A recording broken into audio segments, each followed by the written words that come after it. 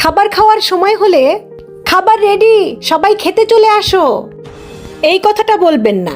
বিশেষ করে আপনার সন্তানদের সামনে তো এই কথা কখনোই বলবেন না, কারণ আপনার পরিবারের সদস্যরা কোনো অতিথি নয় যে আপনি খাবার রেডি করে সবকিছু গুছিয়ে টেবিল গুছিয়ে তাদের ডাকবেন।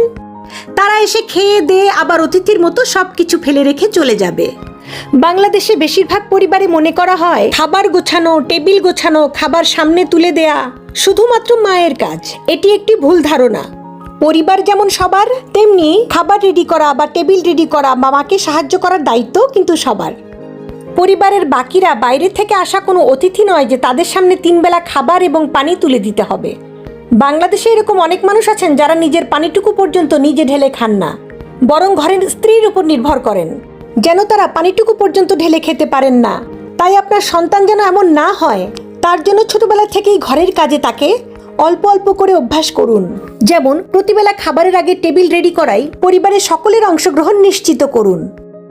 ছোটখাটো হলেও তাদের সেখানে অংশগ্রহণ করতে দিন।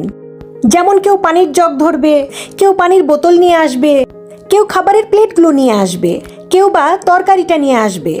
এভাবে যখন পরিবারের এই খাবারের সময় সকলে অংশগ্রহণ করবে, তখন পারিবারিক বন্ধন যেমন সুদৃঢ় হবে, তেমনি আপনার সন্তান বুঝবে এই ছোটখাটো কাজগুলো করার দায়িত্ব শুধুমাত্র মা কিংবা ঘরের স্ত্রীর নয়, বরং বাকি সবার। এই ছোট্ট কাজগুলোর মাধ্যমে তারা যেমন আত্মনির্ভরশীল হবে, তেমনি ভবিষ্যতে তাদের আচরণের কারণে অন্যরা বিরক্ত হবে না।